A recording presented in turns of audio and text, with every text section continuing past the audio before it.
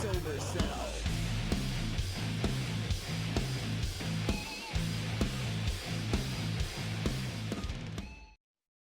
Ladies and gentlemen, thank you so much for joining us and welcome to Sober Cell, the podcast that provides sober support to anyone who needs it. I'm your host. My name is Brian, and I have been an alcoholic for 22 years. This week, we talked to a young woman who, after 9 years of substance abuse, is just now starting to put her life back together. She is currently working on 60 days clean and sober, and I am so proud to call this young lady my friend. Please help me welcome to the podcast, Miss Rachel Lowe. All right, fantastic. So, how are you doing? It's nice to meet you. I know I just reached out to you like 8 hours ago, but thank you so much for doing this. I really appreciate it. I do. I'm glad to be here. Good, good. How's you said how many kids do you have? Do you just have one son or? I have 3 kids. Okay. I have 2 boys and 1 girl. Okay. 2 of them are with their father, and then Dimitri is here with my mom. Oh, okay. Okay. I got you. So, if we can, I was just going to jump right into it if that's okay with you. So my problem has always been alcohol. I have been struggling with that for the last 22 years, and I still am. So what is it that you struggled with or struggle with, or what is it you had a problem with? I am a meth and heroin addict, Okay. Okay. as well as Percocet. Sorry, I gotta move my chair. No, you're good. You're good.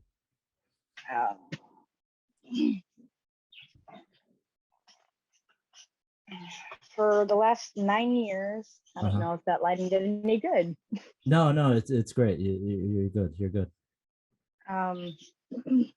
Since I was 16 years old, I have been addicted to meth, heroin, and Percocet. Okay. Okay. How old are you now? I'm 25. Okay. Okay. I gotcha. So how did you start doing everything? Like, was it with your friends or how It did was that? with my husband. Oh, wow. Okay. Okay. Was he using when you got together or? From my understanding, he had actually stopped using, Uh-huh. and then he got around someone when he was cutting wood Uh-huh. for money, Sure. and they brought him back into it. But as addicts, we don't ever go into things unless we want to. Right, right. So if we don't want to, we're not going to do it. Yeah, right, right. Addiction's hard. Being an addict and addiction is actually dangerous, in my opinion. Uh-huh. Uh-huh. He hid it for a long time, and Uh-huh. then he introduced me. Okay. Started with Tylenol PM. With Tylenol PM, just taking it or? No, we would crush it up and put Okay. it in a spoon and heat the spoon like you would with heroin. Yeah. And we'd take straws and smoke it out of the spoon. Okay. Okay. And it does do something. Sure, I bet. I bet.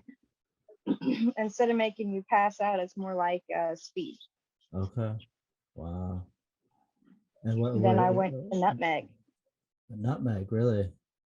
Nutmeg it will make you trip hella balls. Really? Wow. But it will also kill you. Okay. And it takes very little for that to actually do that. Catnip is another. At least catnip is organic, but you know how cats will roll around and they're like stone. Yeah. People do it and we're zinging off the walls like we just Wow. So how would you do that? Would you smoke it as well or?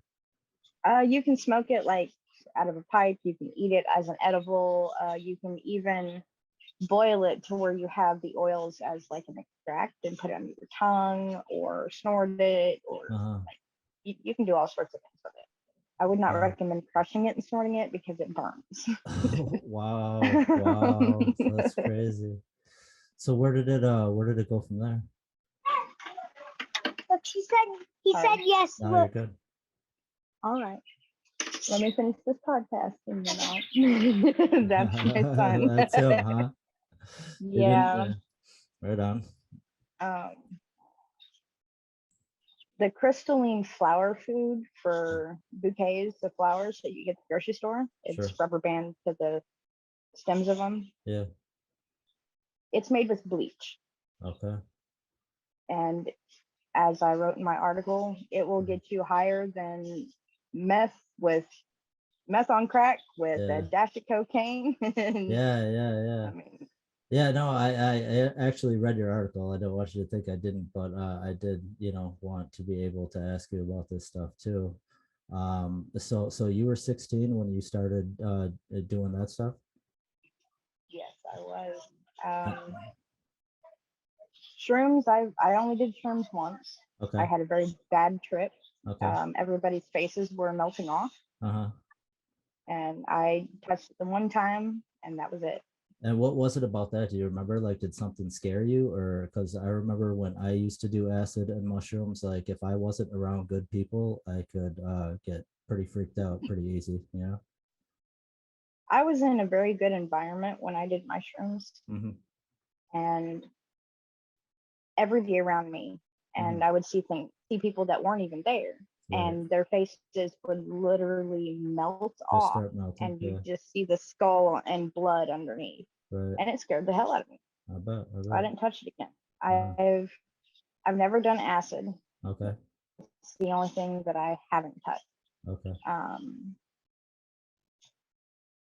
I watched everybody else around me flip out, Yeah. and with the way my brain works, Mm-hmm.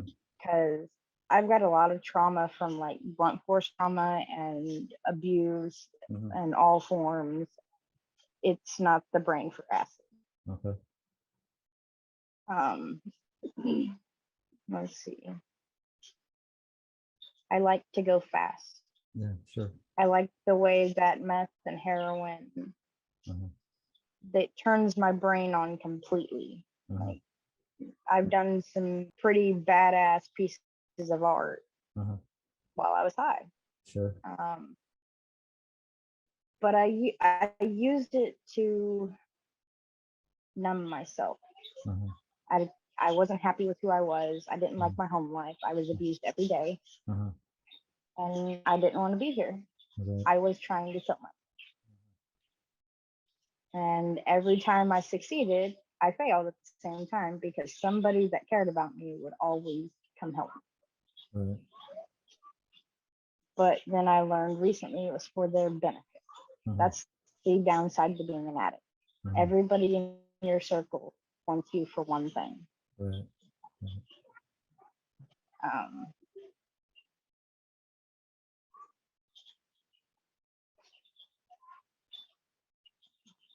you'll just have to ask questions because I can't really. Yeah, no. I don't want you I don't want you to get upset by anything that I ask you, and I don't. Oh no. I don't want you to, if you don't You can want ask anything you want. Okay, I was And gonna I say. will. Okay, I That was like gonna I'm an say. open book. Okay, I just how? can't think. No, I got you. So how long after you started doing that stuff were you into like the meth and the heroin, especially the heroin? I've always been just scared to death of heroin. And how long was it until you were doing that stuff? I started it all when I was 16, right You off the bat. started everything. Wow. Okay. Everything. Yep. Uh-huh.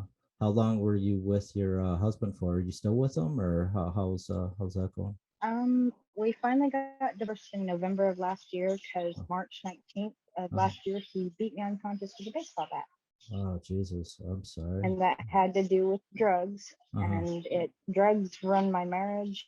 Uh-huh. It got my kids taken. It Uh-huh. destroyed a beautiful friendship between me and my husband, and we don't talk anymore. Uh-huh. Wow. Were you 16 when you got married then, or how old were you when you got married? I was 16 when we got together, Uh-huh. and I was already pregnant with Dimitri at the time. Okay. And let's see, we got married July 28th of 2018. Okay, I got you. But he was my high school sweetheart. Yeah. And that's a relationship that I'll never be able to get back, and a friendship I'll never be able to get back. And that's what kind of one of the things I'm trying to do with the whole writing about addiction is to show everybody that it's not fun. Right. It seems like it's fun, but it's not fun. Right. In the end, look where it gets you. I lost my kids. Yeah. Right. Right. I lost my family. I lost my husband. I lost my job. Uh-huh. Have you ever lost any of your friends? I have. I recently actually just buried my brother. Oh wow, that sucks. I'm sorry. I'm sorry. Um, I became very close to someone when I went to Oxford sober living, Mm-hmm. and he was like, blood isn't always blood. Mm-hmm. You know, I have found more family that has been like through and through loyal and honest right there, your best friend. Mm-hmm. That wasn't blood, Mm-hmm. that became family. And Mm-hmm. his name is Red. Mm-hmm. That's what he goes by. Mm-hmm. Um, but he is currently right now dying from congestive heart failure, Oh wow. Okay. and we are getting ready to have to bury him Mm-hmm. because he has done so much meth and I'm sure probably a mixture of heroin in there. Mm-hmm. Mm-hmm. I mean, going through an ounce a day is what he did. Uh-huh. And the oxygen and muscle capacity of his heart went Mm-hmm. from 15% or went from 100% to 15% in Mm-hmm. less than 3 days. Oh wow. Wow. His lungs keep filling with fluid, they keep having to drain it, but Uh-huh. they can't do that forever. Right. And the downside now is you can't volunteer your heart anymore. Uh-huh. It's illegal for them to do that. Yes, Uh-huh. baby. What? Yes. Uh-huh. I'm grateful for my mom. You Uh-huh. know, she allows me to see my kid every day. Uh-huh. Um, but Red, yeah, we're gonna be burying him. Uh-huh. I have lost another. Um, he ended up having a brain aneurysm, Mm-hmm. bleeding in the brain. Mm-hmm. He was doing. You've heard of a hot reel, right? Yeah. Yeah. Instead of a hot reel where you heat the tube, Uh-huh. he would heat the line of dope Uh-huh. and snort it up in a hot tube, hot Uh-huh. liquid, Yeah. and that hot liquid go into his brain. Oh He wow. burned a hole through into his brain. Wow. Wow. I buried him a week ago. Wow. Wow. I'm sorry. That sucks. That is crazy. There, um, um, you're not from around here, but in 2015, Mm-hmm. September 6th of 2015, Mm-hmm. our friend Brendan Woods went missing. Uh-huh. He was beat to death over drugs and strung up in a tree to where the cadaver dogs couldn't find Uh-huh. Oh wow. him. They found him recently. Really? They found his remains finally and Uh-huh. brought the remains home to his family to bring closure. But drugs Uh-huh. killed him as well. And it took us 6 years to. Wow.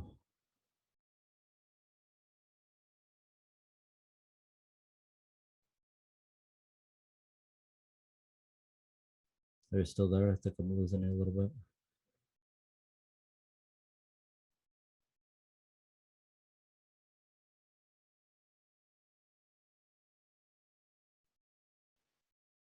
You there? Yeah, there you Okay. are. Okay. Okay. I don't know what happened there. Yeah, no, no, no. Me neither. Me neither. Wow, that is intense. I'm sorry. I'm sorry. um, I think the hardest thing with my addiction was just the other day hearing my mom tell me that she had to literally stop and hold her breath Mm-hmm. just because she couldn't tell if we were alive or not. She had to see that we were breathing. Right. Many times she walked into our room and thought we were dead. We looked at that emaciated. Wow. It was sad. And I didn't start shooting at all till I was 25. Well, no, 24, because I just 25 luckily. So. How did Uh, how did that start? Like, how were you introduced to shooting? Somebody played on a couple things, Uh-huh. and I had already been somewhat terrified of needles, Uh-huh.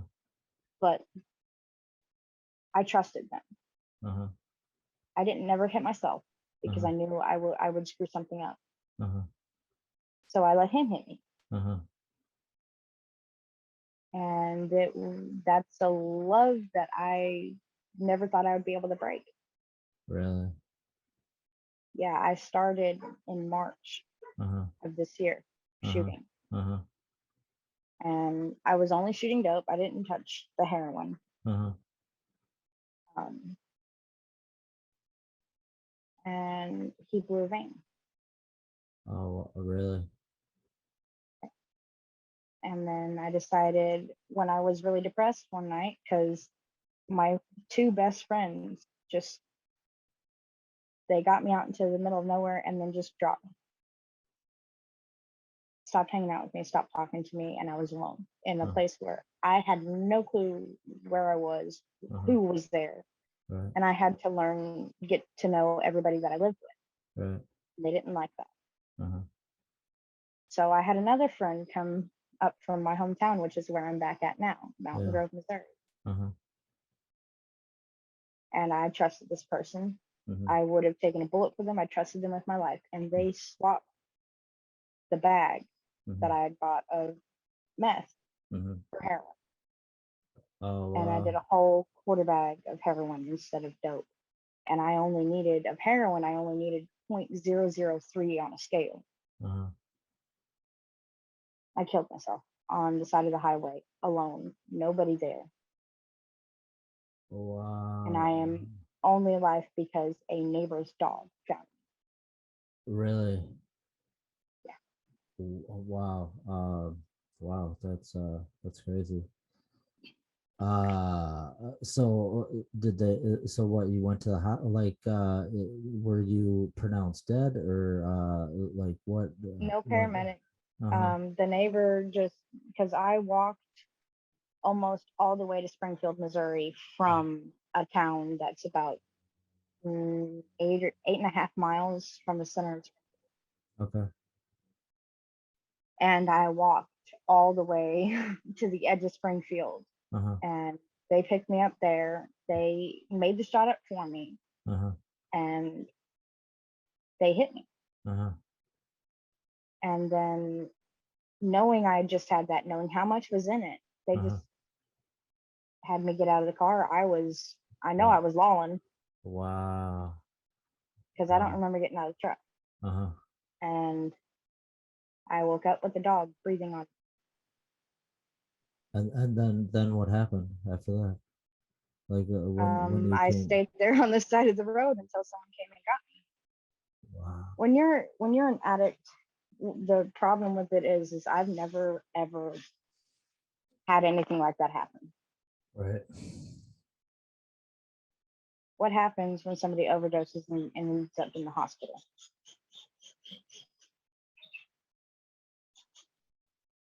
I should have gone, but I didn't. What we use is Narcan. Uh-huh. It's a nasal spray for overdoses. Sure. The whole place I was in is full of heroin addicts. Uh-huh. I was not aware of that, Uh-huh. but it's thanks to them that I'm here. Mhm. So how long have you been sober for? Almost 30 days. Well, congratulations. That's awesome. You should be really proud of yourself. It's not hard, and for me, Mm-hmm. like I don't crave, I don't think about it, I don't want it. Mm-hmm. The thought of doing it makes me sick. Mm-hmm. because I did 2 months that last time. I want nothing to do with it. Right. Like I come into my brother's home, I drug test myself. I paid for my tests on my own, and I send them to my caseworker. It's all about whether you want to be sober. There's not very many that do. And 1% of addicts will get sober, stay sober, and never turn back, is what they say, but they lie. Majority of addicts are closet addicts. Even after they get sober, they stay sober. Sure. They're just an addict of something else. We'll never stop being addicts. Yeah, no, yeah. I mean, I'm the same way with alcohol. It's like no matter how long I go sober for, the longest I've been sober was 3 years. I got in the habit like right when I turned 21 of drinking myself to sleep, and it turned into, at least a pint of vodka every night, and it's been that way for a better part of the last 22 years, and I still, it's like no matter how long I go for, or how well I think I'm doing, like when the feeling hits me that I want to drink and I'm gonna drink, it's like I'm drinking before I can even try to talk myself out of it. So I know that this is going to be something that I always struggle with, and I don't know. I just I hope it gets easier, honestly. Alcohol has never been one of my addictions. Yeah, no, that's I had one drink uh-huh. when I was 16, and I ended up pregnant with Dimitri. Right. Okay. But I've never liked the taste of it. Yeah. Me neither. Me neither. Till I went to jail, and I had no sugar, no good drinks, and everything was bitter. And then when I got out, I actually liked the taste of alcohol. But I also know what it does to your body. Yeah. Because I've had more people in my family that have been alcoholics than anything. Like my big sister is an alcoholic. She's gotten so much better. But she gets the shakes if she doesn't have a shot. Really? She'd go, by the time lunch rolled around, she'd already had 40 shots of the 41 shot, the one hitters of the American Honey. Wow. Right. She was bad. And I'm so proud of her because she has sobered up. Oh, good. One of the things that I have noticed with all the people that I've come across with alcoholics, when they start seeing a counselor and they see a psychiatrist and they get put on antidepressants and mood stabilizers, the cravings go away. It's all about your mental state more than anything. Right. It helped. Yeah. She got put on meds, they got put on meds, and they're all doing great. Because whether we remember it or not, in our childhoods, we have had so many traumatic events that we might not remember, but inside something remembered, and we're damaged from it. And we use it to numb that aching that we don't know why we're aching.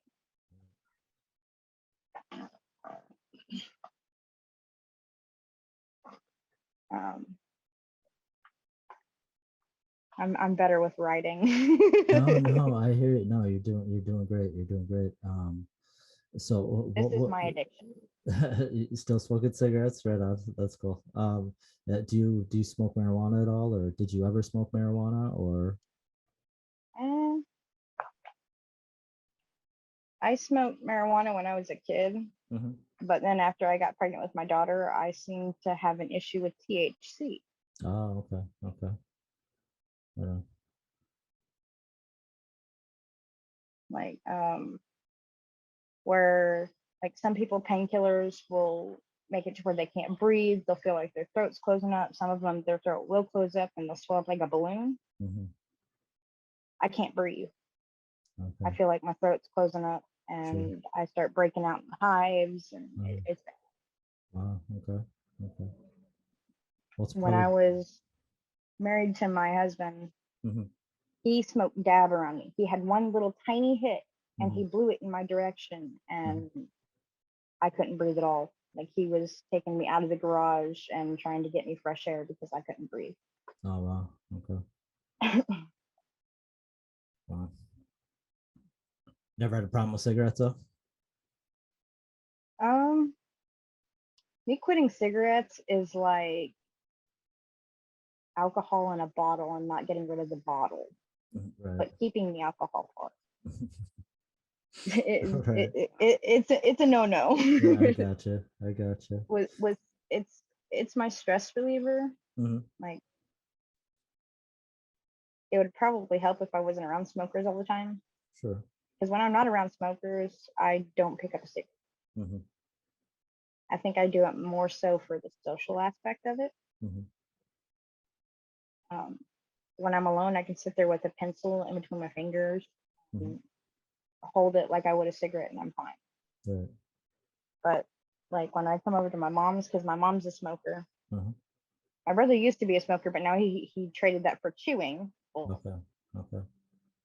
Um, and I smoke. But Mm-hmm. if I'm not around smokers, I'm okay. I wouldn't really say it's an addiction. It's more like I'm being social. Right. Right. How old were you when you started smoking? Did you start smoking like with kids at school, or did you start smoking when you started I was using? 6 years old, What? Wow. and How it did that happen? started. How did that happen? It started with smoking leaves, Okay. and it was my brother's influence because Uh-huh. I was one of the boys. Sure. And we grew up with mom smoking the roll your owns. Yeah. So we finally got from we learned, like, we watched her roll cigarettes, so we'd roll leaves and paper. Uh-huh. and, Wow. That's funny. and then we started stealing her tobacco and her Wow. Okay. papers Okay. and smoking cigarettes. Sure. And Sure. I was one of the boys until I got to school, and then I was one of the girls. Right. Right. When was Um, when did that turn into actually like smoking cigarettes? I have actually been smoking cigarettes since I was 6. Oh, since you were 6. Okay. Wow. Yeah. Wow. Wow. Like, we went for like a week of smoking leaves and paper, and then we just started stealing her tobacco and papers. Okay. Okay. I got you. I got you. Like, when I lived in Kansas City, Mm-hmm. she actually took my door off the hinges because she smelled cigarettes, and then Okay. she found the butts in my room. And I was 12. Uh-huh. Where were you born? Were you born in Missouri or? I was born in Houston, Missouri, Uh-huh. and raised up in Ava, Missouri, Mm-hmm. Mansfield, Missouri, Mountain Grove, Missouri, Mm-hmm. and Ozark, Springfield, and Kansas City. Oh wow. Okay.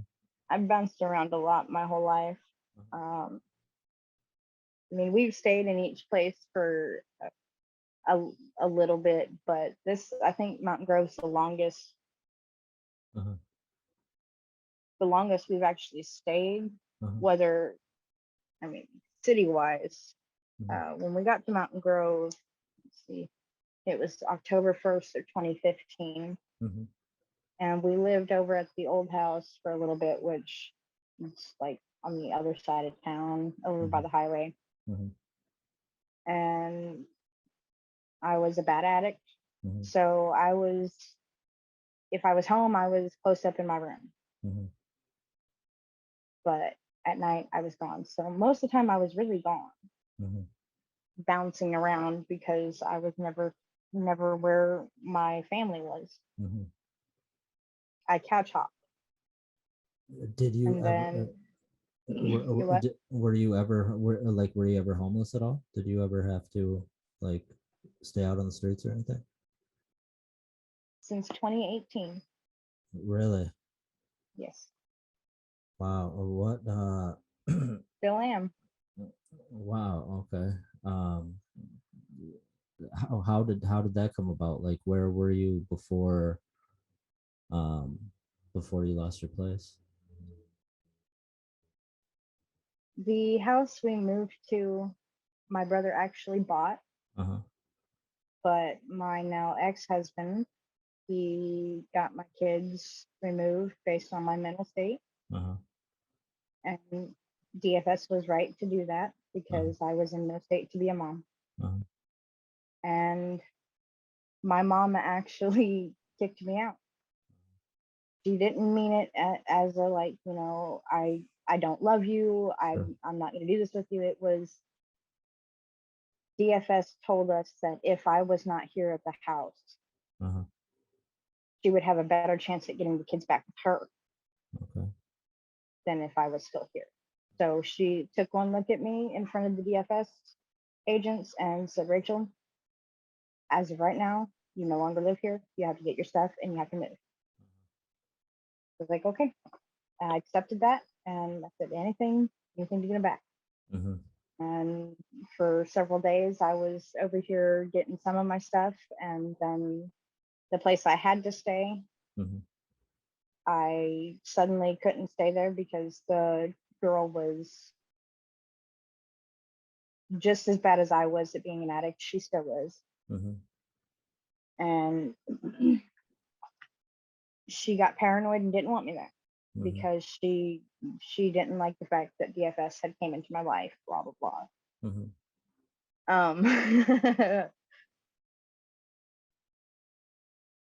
That was last year. Okay. But I'd been staying from place to place before that because siblings go back and forth. They bickered, they fight, Uh-huh. and my brother and we fought a lot. Mm-hmm. And I know he meant well. He loves me with all his heart. He's my big bro, but he didn't like what I was doing. So he would hang the house over my head, and I wasn't doing it. So I would much rather be on the streets. Mm-hmm. And then when the kids got taken all last year, I Mm-hmm. slept mainly on the streets with my Timberwolf. Oh wow. Okay. That's who kept me warm. Uh-huh. And before I was back on the streets here, I went up to Poplar Bluff before the kids got taken to go get help for my issue. And when I got back to Mountain Grove, well, where did I end up? Right back in drugs. Mm-hmm. So I've been pretty well homeless since well, since I was a kid. Wow. I've never felt like I belonged anywhere. Uh-huh. I still don't. Uh-huh. My best friend Becca lets me stay the night over there, Uh-huh. and I sometimes get to stay the night over here with Dimitri, Uh-huh. but I don't actually have a home anymore. Uh-huh. Wow. Where does your friend live? Does she live pretty close or Yeah, she lives about 5 blocks away, I believe, 5 or 6 blocks. okay. Did you ever go into like a treatment facility? Is that how you got clean, or how did you stop using? I quit cold turkey Did you really? on my own. That's On my awesome. own. Uh-huh. Yep. I never touched the needle. I never touched another pipe. Uh-huh. I still haven't even touched alcohol. Uh-huh. And when I messaged my mom, I said, Mama, I need to come home. Uh-huh. I need to get out of here right now or I'm gonna relapse. Uh-huh. She said, well, I can't come get you till Friday, maybe Saturday. It just depends on if I have a car or not. Uh-huh. And I said, nope, that's not soon enough. So Uh-huh. I paid my friend Ned, Uh-huh.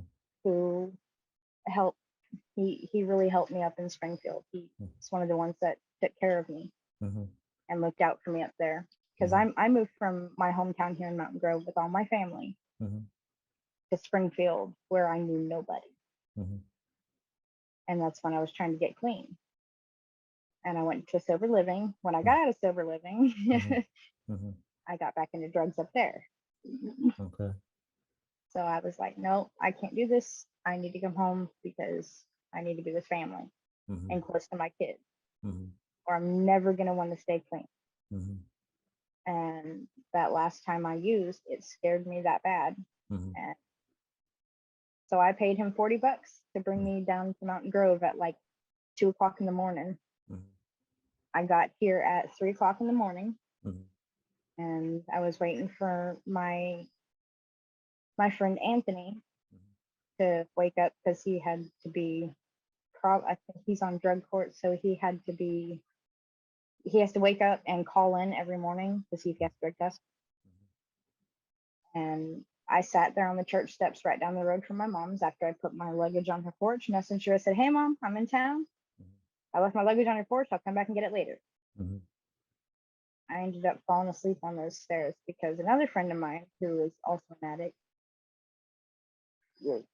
bailed on me when he was taking me somewhere where I could be inside rather than sleeping on the church steps. So my first night back here in Mountain Grove, I actually slept on the church steps. And it just made me that much more determined to be a role model for all the addicts around here. That's awesome. Is there like certain people or like triggers that you have to stay away from now that you're not using, or do you like have no I don't have any. desire? Yeah, you Nope, I don't have have any no desire. desire. That's awesome. That's awesome. I come into my brother's house and I see my kid every day, and I will randomly, when I walk in one of these days a week, I'll randomly just grab a test, say, all right, I've been gone this X amount of time, I'm taking a drug test. And I know I'm clean. So I've never been one to go get a drink to make sure I am clean. I don't do the baking soda and water. Right. I've only ever had one dirty test in my life. One. Well, what was that like? What did you? Was that one of the tests that you gave to yourself, or like what was the test for? Was it for like legal issues or?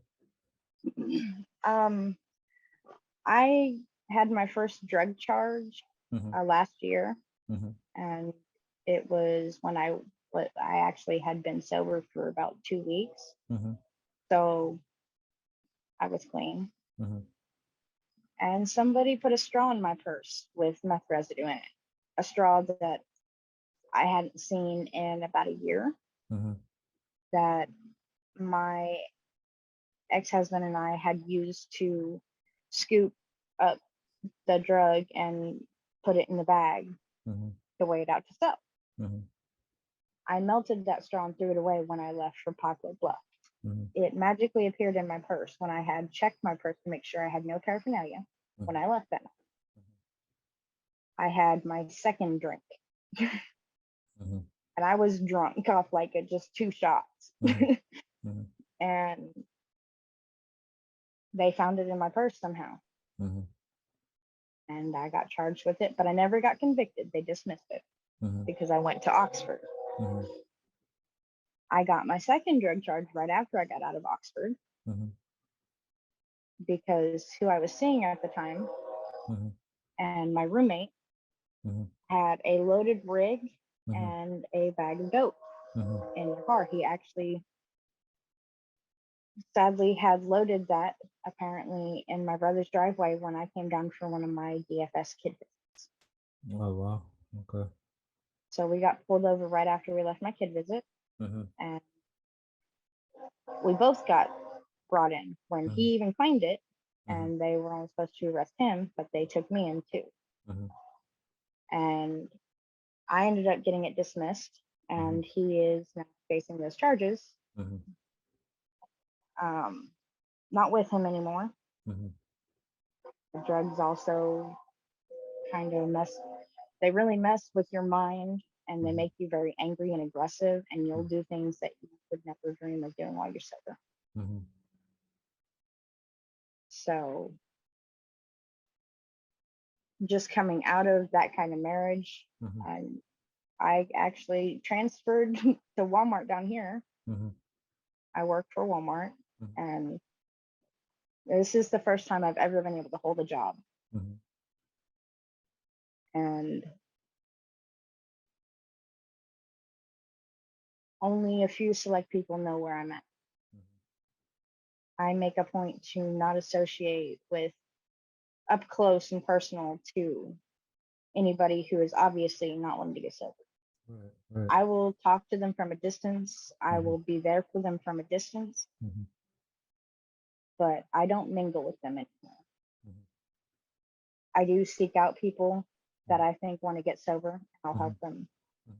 And I'm always going to, because that's part of being an Oxford outreach worker, because I'm alumni. I left in good standing, which means it's my job to be a role model and help others find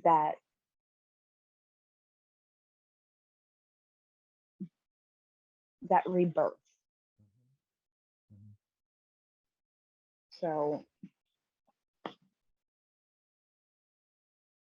wow, it's very rare to find somebody who has no desire, apparently. I bet. I bet. Do you go to any kind of meetings at all? Like, do you go to NA meetings, or have you ever? Yeah, I have. uh-huh, I have gone to them. uh-huh, In Oxford, you are required to go to at least 3 meetings a week. okay. And this is when COVID was still, oh my God, it's COVID. You have COVID. Stay away Yeah, from me. Masks everywhere. yeah, right, right. um, but since I've been back, no, Mm-hmm, I don't need them. mm-hmm, I think I need counseling for the traumatic events that have happened in my life, mm-hmm, and but I don't need medications anymore. mm-hmm, Um, Another thing that um, I have that really helped finding it out, and I thought it was just bogus when they told me. My nutritionist and counselor asked me if I'd ever heard of celiac disease. mm-hmm, What? I was like, what the hell is celiac disease? Well, it's an illness that makes us drawn to the things that make us sick. And you know what causes it? so Gluten. really, Gluten will make you crazy. Yep. Too much gluten, which is in wheat, mm-hmm, rye, mm-hmm, barley. mm-hmm. Yeah, it'll make your mental state crumble. Wow, wow, And since I like before, if you had asked me to do this uh-huh, before I took the gluten out, I would uh-huh, not have been able to do this. I couldn't function. uh-huh, I was scattered. I talked in riddles. uh-huh. And since taking out most of the gluten from my diet, I can have a conversation, obviously. Wow, Like really? That's crazy. yeah, it was bad. And when I told my mom about it, she didn't believe it. So she did research on it. Yeah, And that's really helped. So that's another thing I recommend for everybody to try is uh-huh. start cutting out the gluten. Wow. 'Cause you wouldn't believe the difference it makes. Mm-hmm, I have a friend who isn't even an addict who's mm-hmm, cut it out, and she's a whole different person in a good way. But that's another thing that contributes to the addict mindset is things like that. The things we eat and drink contribute to it a lot. Um, I mean, growing up, were you mostly around alcohol? Like, did you have older family members that did drugs as well, or was it mostly alcohol? it was a mixture of both. Okay. The ones that I grew up with the most, Uh-huh. my sister, she was always a pothead. My brothers, like they all smoked pot. But my cousins, um, they got really deep into meth and all the really hard drugs. Uh-huh. And I can't say that influenced it at all because at the time I was functional. Uh-huh. I I was a bookworm growing Uh-huh. up. Uh-huh. So I was very smart and very into my books, and I was highly against those. Mm-hmm. It wasn't until a boy came to the picture that I even considered trying it. And I made the mistake of saying, well, if I'm going to try it, I'm going to try it with you, and I'm only ever going to do it with you. Mm-hmm. Then it turned into an all day, everyday thing. Mm-hmm. And it was a promise that I should have never made Mm-hmm. because it was a boy. Mm-hmm. And I really cared for this boy, but I was a teenager at the time. Mm-hmm. Mm-hmm. I still care for him, Mm-hmm. but I will never allow a boy to blind it or anything to blind me of it. Now if you want to get butthurt because I'm not all about you Mm-hmm. and I'm putting my kids first and my job first, well, oh well, Yeah. go find somebody else. Yeah. Right. Yeah. I used to always want a relationship. Uh-huh. I didn't like being alone. Now I just want to be alone.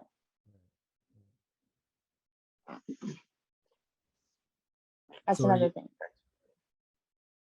and you actually you like prefer to be alone now as opposed to being with somebody, or how long has it been since you broke it off with him? I haven't been with Sawyer since February of last year, Okay. but I tried again with a relationship with one other person Mm-hmm. recently. Mm-hmm. I was with him for almost a year, Mm-hmm. but we were addicts. We were Mm-hmm. doing drugs the whole time. Right. There was no relationship, Right. and that's why I want friends. I want Mm-hmm. friendship, not Mm-hmm. relationships. I need friends, not Yeah. boyfriends. Yeah. I hear you. And do you work a lot? Like, are you working full time or? 40 plus hours a week is what Oh, I'm going cool. to be getting. Cool. I just recently transferred down here from Springfield, so Uh-huh. I'm waiting for them to finish getting me pulled through, but I'll be working at no less than 40 hours a week, but they really need people, so I'll be working overtime as well. Right on. And what else have you been doing to occupy your time? I mean, obviously, you spend time with your son when you can. I see you like to write. I mean, what other kind of things have you been doing to occupy yourself? I exercise. Mm-hmm. I love hanging out with my best friend Becca. Mm-hmm. You know, Anthony brought me down here to hang out with him and stuff, and I ended up becoming best friends with this girl. And Mm-hmm. me and Anthony don't see each other hardly at all. Me Mm-hmm. and Becca are together every day. Mm-hmm. But another thing I like to do is Zephyr. See that kitty right there? Yeah. Yeah. This is my buddy since he was a baby. I had Uh-huh. his mama who had him. Uh-huh. But I love animals. So Yeah. I'm always loving on animals, Right on. saving animals as much as I can, Mm-hmm. trying to make a difference, Yeah. changing things around here and Mm-hmm. doing better. Mm-hmm. Like, just the fact that I inspire people. I've had a few people come up to me and tell me how much I've inspired them, and they are now actually, one of them, he just told me today that he's going to go get help. Mm-hmm. That's awesome. That's awesome. That same person Yeah. I was telling you that I ordered the food an hour away Yeah. from, Yeah. Yeah. he's going to go to rehab. Oh, that's awesome. That's cool. So, yeah. And what what does he struggle with? I mean, obviously, Meh as well. is it? I don't know. Well, I mean, at least he's taking the first step and gonna try to get help. Like I said, I can't pretend to be able to relate to what you guys go through or have been through. But Have you ever lost your home? Have you lost your family ever? no, no. Well, you were lucky Yeah. because the majority of the alcoholics in the world, they lose their home family. Yeah. Same for No. gamblers, especially gamblers. Mm-hmm. Mm-hmm. Like, but we're all gambling in a way because we all spend every dime and penny on our addiction. Yeah. No. Absolutely. But take that as a blessing that you've never lost any Yeah, of it. absolutely. And I don't know. I feel like I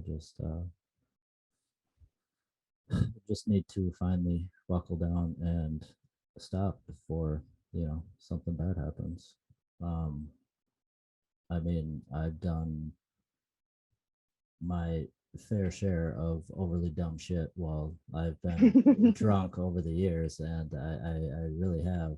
Um, but I have been lucky enough to never have gotten a DWI, and it's not that I've never driven drunk. I do it all the time. I've always done it. I've gotten lucky, and I really feel like I need to stop pressing my luck before I do some damage to my body that I'm not going to be able to come back from. you know so Mm.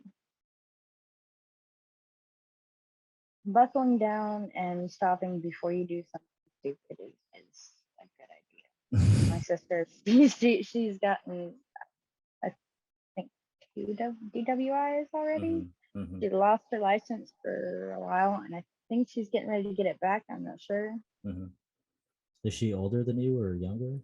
She is older. She's in her 30s now. Okay. All my siblings. Oh wait, no, I can't say all my siblings. I have a half sister that's like 9. Okay. Okay. But my two full-blooded brothers, they're older than me. My brother Christopher, who owns the house that I'm at right now, hmm he's actually 10 months older than hmm me. And my other brother Sean, hmm he lives in Colorado, hmm and he used to be a major addict as well. And hmm he's laid back on all that stuff and grown up a lot. And he's been there for me and helped me a lot. hmm And he now makes jewelry and works for a head shop. Oh, nice, nice. And he's in Colorado. Yeah, he's in Colorado. He's a pothead, but there ain't nothing Right. wrong with weed. Yeah. Right. Weed to me is medicinal, but Right. I think all of us kids used to be really deep into like whether, see, mine was meth and heroin. hmm I know one of my siblings, it was cocaine. hmm Another one, it was alcohol, cocaine, and pills. hmm And I mean, we all had our fun days. hmm I'm the only one who hasn't gotten, or who hadn't gotten out of it and grown up. hmm Um, and the hard love, I think, was the hardest part. hmm That's when I lost everyone and everything around me. hmm But they all explained to me that pretty much all of them have had that, and that's except Christopher. The hmm other two, it took hard love to get us all out of it. hmm But I'm the only one of us that it took dying to get me sober. hmm Wow.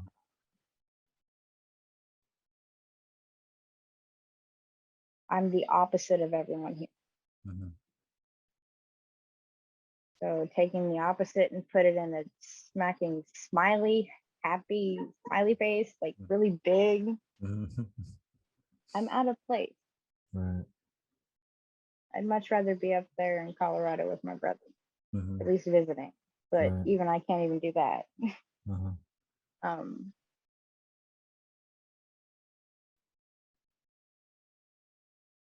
I lost my train of thought. I know there's a purpose to that. See, that happens sometimes because I'm so new off of it, and my brain's still healing. No, I got you. I got you. Um, well, I don't wanna keep you too much later as we like start to wind down a little bit. Is there like any, I don't know, do you have any fear that, I know you say you have no desire to, or I mean, obviously I wish you the best of luck with your sobriety. I mean, I don't know. I'm just, I don't want anything to like ever, trigger you to go back to what you were doing before. And I know you said you were staying away from, a lot of the people. And what do you, I don't, I mean, for me, it like when I try to sober up, like I try to write a lot. You know what I mean? I'll try to. I've written like 5 or 6 scripts just because I had to dive into a project that I could get into when I got home, so I wouldn't want to drink. Um, I got the idea to do this podcast because I had relapsed after a few months, and I felt like so shitty about myself, the next day that I just wanted to sit and listen to people, talk about it basically like we're doing. And I wasn't able to find, I thought instantly, like, I'll just find a podcast, listen to some people talk about it, I'll feel better. And, I wasn't able to do that at all. Um, so that's when I kind of got the idea to put this thing together, and I've been trying to focus my energy on that.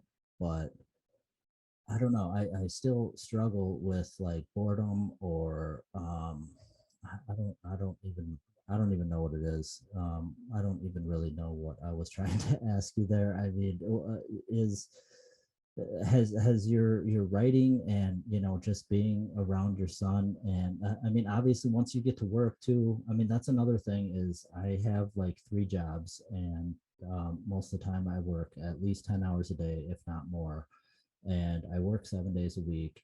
And I know that a big reason that I do it is so that I'm not tempted to drink. You know what I mean? Because I'll never Mhm. like drink and then go into work, or I'll try to have jobs where I get off after the liquor store closes. As dumb as that sounds, but I mean, it's hard when, it's hard for me when I can just go to the liquor store whenever it's open, or, Yeah, you know, I understand.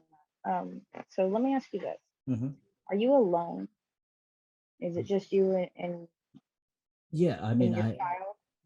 yeah, and she doesn't live with me. I have her overnight a couple nights a week. I have an older daughter. She's moved out. She lives with her boyfriend.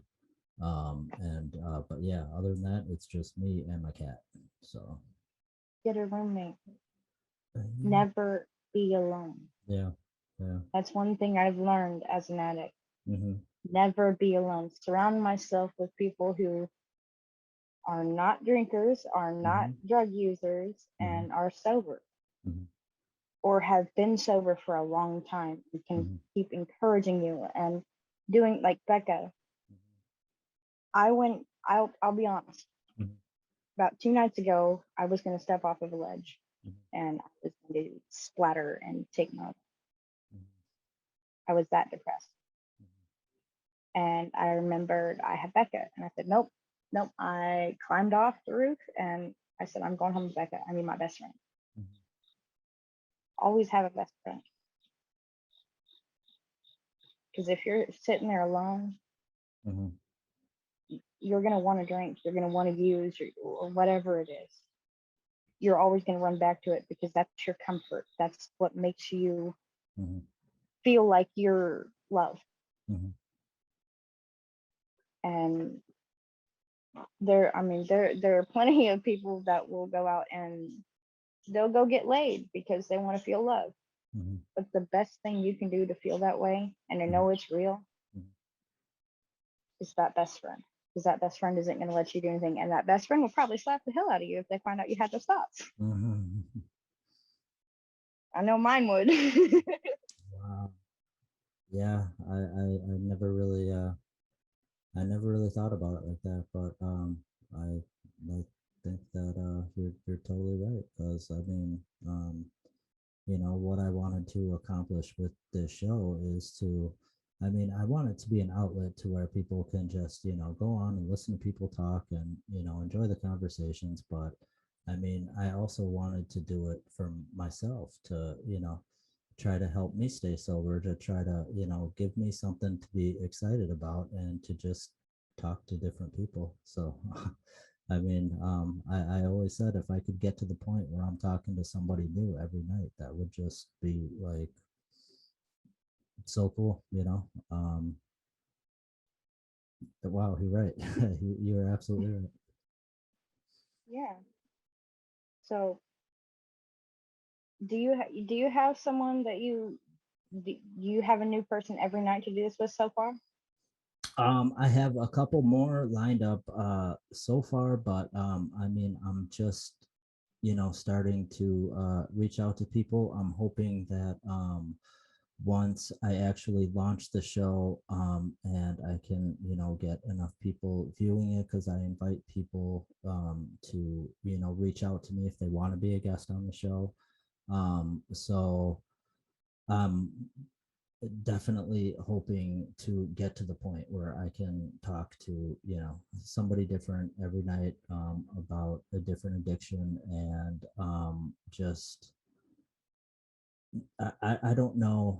I told you what I'm trying to accomplish. I'm trying to, help myself stay sober, and to try to help other people who, whether they're struggling or they've, been sober for however long, like anybody who wants to check it out. I just, want them to, you know, be able to turn it on and just enjoy the conversation. So, Well, I will start sending people your way because I like you. no, And that would be really, really cool. And I would love to follow up with you and do another episode with you. You said your son wanted to pop in and be a part of it. That would be cool. Um, but again, thank you so much for doing this. I really, really appreciate it. I will absolutely keep in touch with you. I will show you this once it finally gets edited.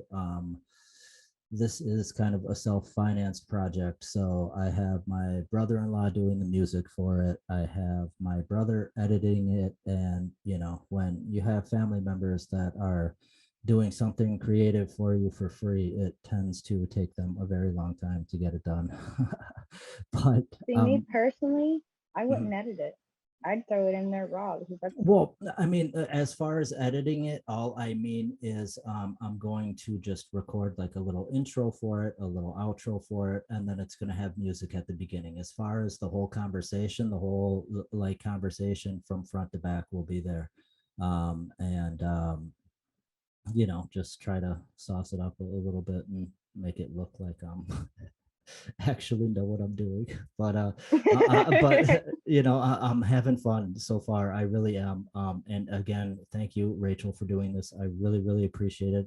I will keep in touch with you, and please, if if you ever need anything, if you ever want to talk, if anything at all, if you're ever struggling, and please don't hesitate to reach out. Just send me a message, and I promise you I'll be there to talk. same goes to you. That's awesome. Anytime you start craving anything, just message. I'll answer it. Okay, I was gonna say I might now probably actually take you up on that, but like I said, I will I'll get you the episode when it's done. I will follow up with you, and again, thank you so much for doing this. I really, really appreciate it. Well, thank you for having me. You're welcome. You're welcome. Thank you so much. You have an amazing story, and you should be very proud of yourself. Thank you. That means a lot. Thank you. Thank you once again. And like I said, I will talk to you soon. Okay. All right. All right. Take it easy. Good night. All right. Bye.